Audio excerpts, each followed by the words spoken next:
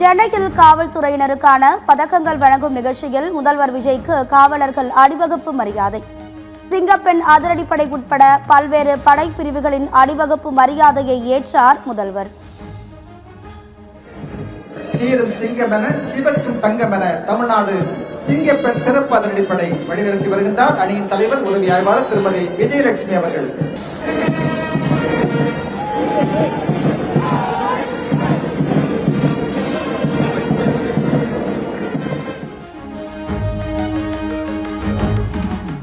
தமிழ்தாய் வாழ்த்துடன் தொடங்கிய பதக்கங்கள் வழங்கும் நிகழ்ச்சி. 600 காவல்துறையினருக்கு பதக்கங்களை வழங்கி கௌரவித்தார் சிஎம் விஜய்.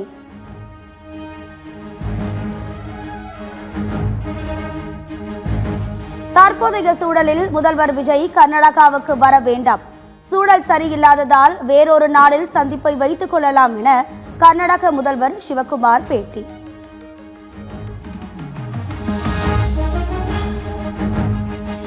கர்நாடக அணைகளில் நீர் இல்லாததால் தமிழகத்திற்கு நீர் திறக்க முடியாத சூழலில் உள்ளோம்.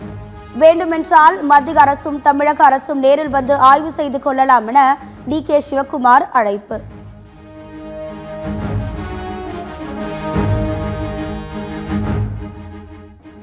காவிரி விவகாரம் விஸ்வரூபம் எடுக்கும் நிலையில் ஆகஸ்ட் 13ஆம் தேதி முழு அடைப்புக்கு அழைப்பு விடுத்த கன்னட அமைப்புகள். பிரச்சினைகளை தவிர்க்க கர்நாடகா முழுவதும் ஜனநாயக திரைப்படம் நிறுத்தம்.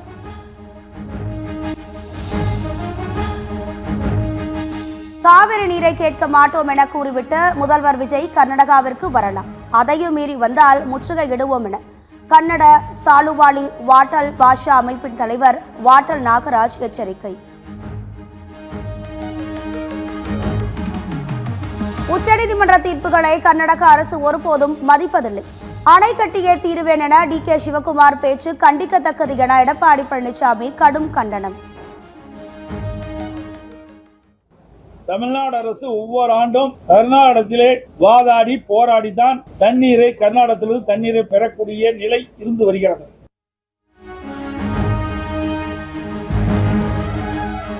தமிழகத்திற்கு சொட்டு நீர் கூட தர மறுக்கும் கர்நாடகத்திற்கு சென்று முதலமைச்சர் என்ன சாதிக்க போகிறார் என அன்புமணி கேள்வி. பேச்சுவார்த்தை நடத்தியே தீர்வேன் என்று முதலமைச்சர் அடம் பிடிப்பது தமிழகத்திற்கு பயனளிக்காது என கருத்து.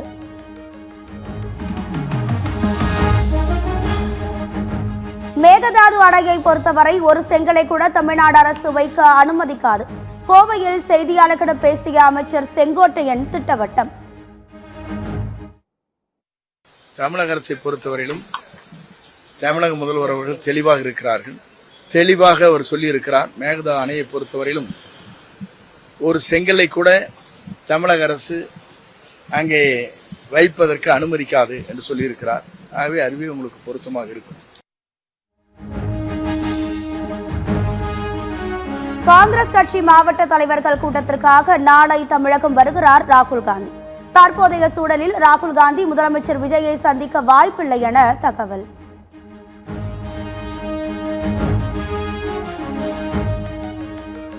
டாஸ்மாக் ஊழல் வழக்கில் முன்னாள் அமைச்சர் செந்தில் பாலாஜியை கைது செய்ய தடை.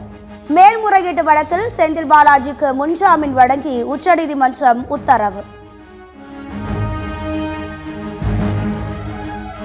முன்ஜாமீன் நிபந்தனைப்படி திருவல்லிக்கேணி காவல் நிலையத்தில் ஆஜராவதில் இருந்து 6 நாட்கள் விலக்கு அளிக்க வேண்டும். ஆகஸ்ட் 5ஆம் தேதி கண்டிப்பாக காவல் நிலையத்தில் ஆஜராகி விடுவதாக உத்தரவாதம் அளித்து செந்தில் பாலாஜி உயர்நீதிமன்றத்தில் புதிய மனு தாக்கல்.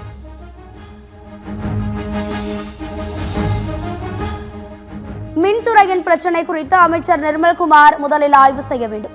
இனி நக்கல் நையாண்டி அறிக்கைகளை நிர்மல்குமார் வெளியிடக்கூடாது என முன்னாள் அமைச்சர் சிவசங்கர் கிண்டலாக வேண்டுகோள். ஏகடியம் பேசுவது, நக்கல் பேசுவது, நையாண்டி பேசுவதை விட்டு ஆக்கப்பூர்வமாக அவர் செயல்பட்டால் முறையாக இருக்கும். முதல்ல இதெல்லாம் அவர் போய் பார்த்து மற்றவருடைய பிரச்சனையை ஆய்வு கூட்டங்கள் நடத்தி தெரிந்து கொண்டு நடவடிக்கை எடுத்தால் நலமாக இருக்கும்.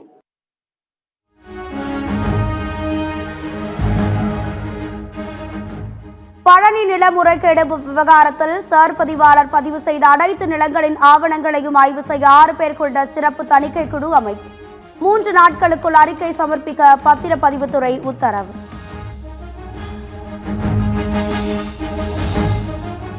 சென்னை சவுகார்பேட்டையில் ஜிஎஸ்டி அதிகாரிகளை சிறைப்பிடித்த வியாபாரிகள் மீது வழக்கு பதிவு.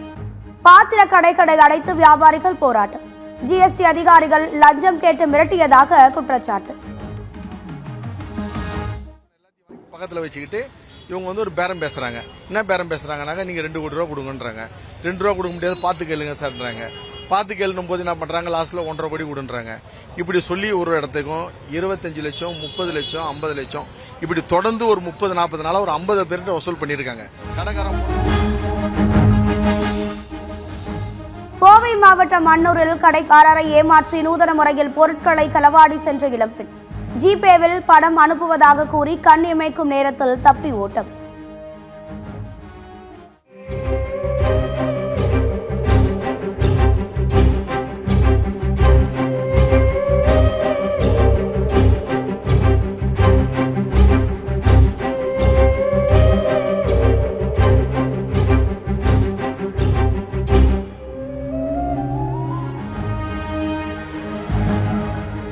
டெல்லி போராட்டம் தொடர்பாக நாடாளுமன்ற இரு அவைகளிலும் ஆளுங்கட்சி எதிர்க்கட்சி உறுப்பினர்கள் இடையே அமளி. இரு அவைகளும் திங்கட்கிழமை வரை ஒத்திவைப்பு.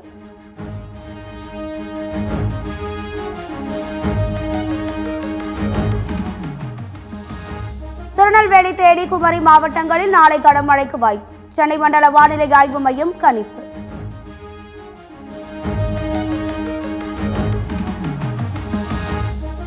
சென்னையில் இன்றும் நாளையும் மழைக்கு வாய்ப்பு. மாலை அல்லது இரவு நேரங்களில் மழை பெய்யும் என வானிலை ஆய்வு மையம் கணிப்பு.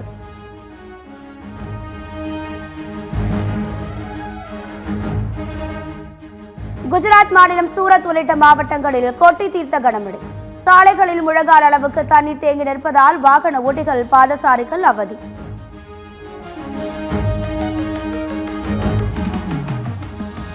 திமுக ஆட்சியில் கொண்டுவரப்பட்ட தாயுமானவர் திட்டம் பெயர் மாற்றம். நீலகிரி மாவட்ட ஆட்சியர் செய்திக்குறிப்பில் பொது விநியோக திட்ட பொருட்கள் என்ற பெயரில் விநியோகம் செய்யப்படும் என அறிவிப்பு.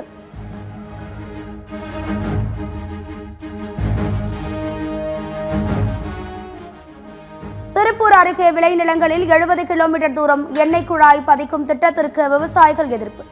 திருப்பூர் தாராபுரம் பிரதான சாலையில் 100க்கும் மேற்பட்ட விவசாயிகள் மறியல் போராட்டம். போலீசார் விவசாயிகளிடையே தள்ளுமுள்ளு.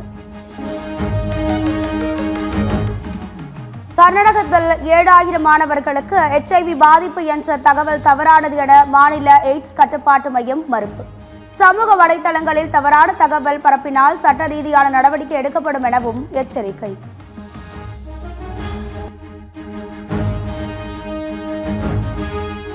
கேரள மாநிலம் காசர்கோட்டில் கனமழையால் வழுக்கியபடி சென்ற பேருந்து. சாலையில் இருந்த தண்ணீரில் சமநிலையை கட்டுப்படுத்த முடியாமல் ஓட்டுநர் திணறல்.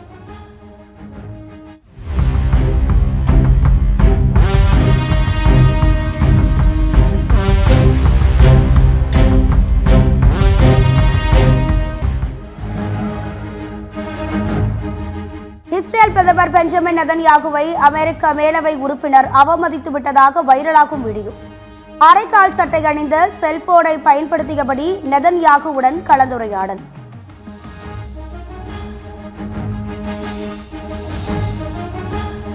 ஜெர்மனியில் நிலவும் கடும் வெப்ப அலை காரணமாக உயிரிழந்தவர்களின் எண்ணிக்கை 10,000-ஐ கடந்தது. கோடை காலம் நிறைவடைவதற்கு முன்பே பதிவாகியுள்ள இந்த எண்ணிக்கை மேலும் அதிகரிக்கும் என அச்சம்.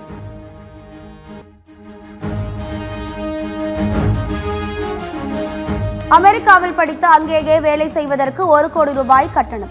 ட்ரம்ப் நிர்வாகம் பரிசீலித்து வருவதாக தகவல்.